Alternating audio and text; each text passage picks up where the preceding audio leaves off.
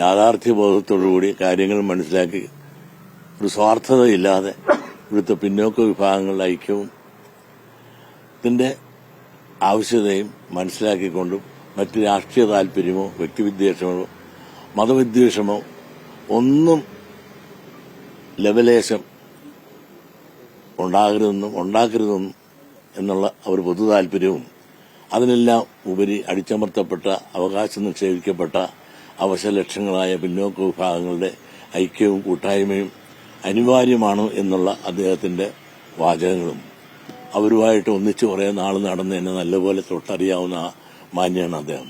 അതുകൊണ്ടാണ് അദ്ദേഹം ഇതെല്ലാം പറഞ്ഞത്. പക്ഷെ മലപ്പുറത്ത് നിന്ന് എന്നെ പറ്റിയ പ്രസംഗത്തെ ദുർവ്യാഖ്യാനം ചെയ്തത്, പ്രത്യേകിച്ചും കേസ് കൊടുത്തിട്ട് പോലും ആ കേസ് പോലും അങ്ങനെ ഒരു മതത്തെയോ ഒരു സമുദായത്തെയോ പ്രത്യേകം വ്യാഖ്യാനിച്ച് ഞാനൊരു കുറ്റം ചെയ്തിട്ടില്ല എന്ന് പോലീസ് വരെ റിപ്പോർട്ട് ചെയ്തിരിക്കുന്ന ഈ സാഹചര്യത്തിൽ എന്നെ ചീത്തയാക്കാനും പ്രത്യേകിച്ചും മുസ്ലിം ലീഗ് അവരെ നമുക്കെതിരായി, പ്രത്യേകിച്ചും ഈഴവ സമുദായത്തിനും ഹിന്ദു സമുദായത്തിനും ഞാൻ പറയുന്നില്ല, ഒരു എതിരായി ഞാൻ മുസ്ലിം സമുദായത്തിന് എതിരെ പറഞ്ഞു എന്ന് പരത്തുക, അത് മുസ്ലിം ലീഗ് മാത്രമാണ്.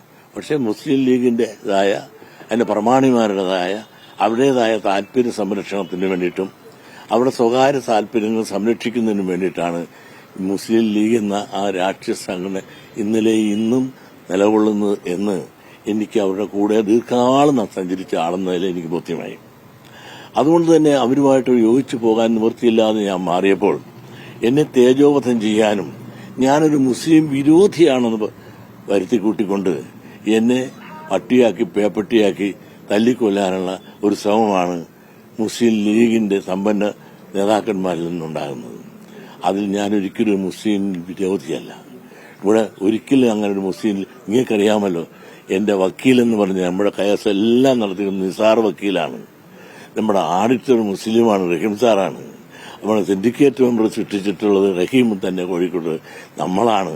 അവിടെ നിങ്ങൾക്കറിയില്ല, ഞാൻ മൊട്ടയടിക്കുമെന്ന് പറഞ്ഞുകൊണ്ട് കഴിഞ്ഞ തെരഞ്ഞെടുപ്പിൽ പാർലമെന്റിൽ ജയിപ്പിക്കാൻ അഹമികയായി ഇവിടെ ഓടി നടന്ന് ആർക്ക് വേണ്ടിയിട്ടായിരുന്നു?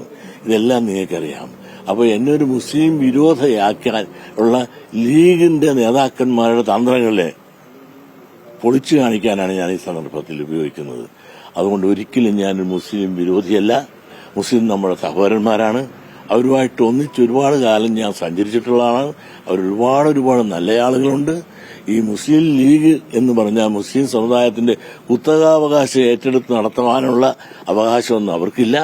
ആ മുസ്ലിം ലീഗിൽ 10-20 ലക്ഷം ഉണ്ടെങ്കിൽ 70 ലക്ഷം രൂപയോളം മെമ്പർമാര് അല്ലെങ്കിൽ അവരുണ്ട്. അതിൽ 20 ലക്ഷത്തോളം മാത്രമേ ലീഗിൽ മെമ്പർമാരുള്ളൂ. അപ്പോഴും 50 ലക്ഷത്തിന് മേലെ ആൾ പുറത്ത് കിടക്കുകയാണ്. അതുകൊണ്ട് ലീഗ് ഇതിന്റേതായ സമുദായത്തിന്റേതായ കുത്തക അവകാശം ഏറ്റെടുത്തുകൊണ്ട് എന്നെ കുറ്റം പറയാൻ ഇറങ്ങരുതേ എന്നൊരപേക്ഷയും എനിക്ക് ഒറ്റ അപേക്ഷയുള്ളൂ. കേരളത്തിലെ എല്ലാ മുസ്ലിങ്ങളുടെ ഒരു അപേക്ഷ, ഒരിക്കലും ഞാനൊരു മുസ്ലിം വിരോധിയല്ല.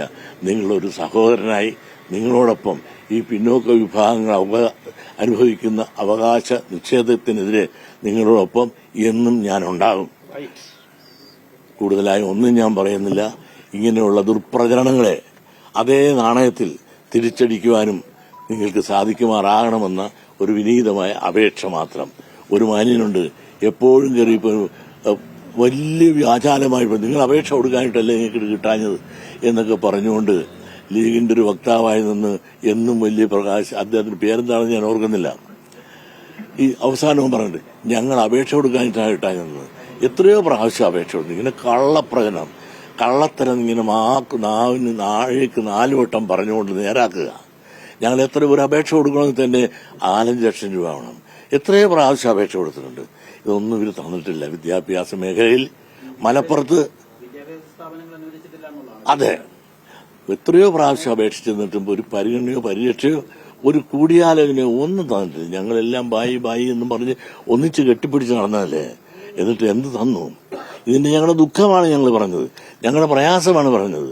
അത് ആ പ്രയാസങ്ങൾ അവതരിപ്പിക്കുമ്പോൾ അതൊരു വർഗീയ വിദ്വേഷമായി പറഞ്ഞുകൊണ്ട് ഞങ്ങളെ താറടിക്കുകയല്ല വേണ്ടത്. ഞങ്ങൾ പറയുന്നതിനകത്ത് നീതി ഉണ്ടെങ്കിൽ ആ നീതി കേട്ട് ശാന്തമായിട്ട് ആ നീതി നിഷേധിക്കപ്പെട്ട ഈ വിഭാഗങ്ങളിലൂടെ ഒരു പരിരക്ഷ തരുവാൻ ഇവർ തയ്യാറാകേണ്ടതിന് പകരം ഞങ്ങളെല്ലാം ഇങ്ങനെ വർഗീയത പറഞ്ഞുകൊണ്ട് ഇങ്ങനെ ഭിന്നിപ്പിക്കുവാനുള്ള, അടിച്ചമർത്തപ്പെടാനുള്ള, ഈ വിഭാഗീയത സൃഷ്ടിക്കാനുള്ള ലീഗിന്റെ ശ്രമങ്ങളെ നിങ്ങൾ തുടക്കത്തിലെ നാവിലെ നുള്ളിക്കളയണമെന്ന് ഈ മുസ്ലിം സഹോദരന്മാരോട് ഞാൻ വിനീതമായി അപേക്ഷിക്കുകയാണ്.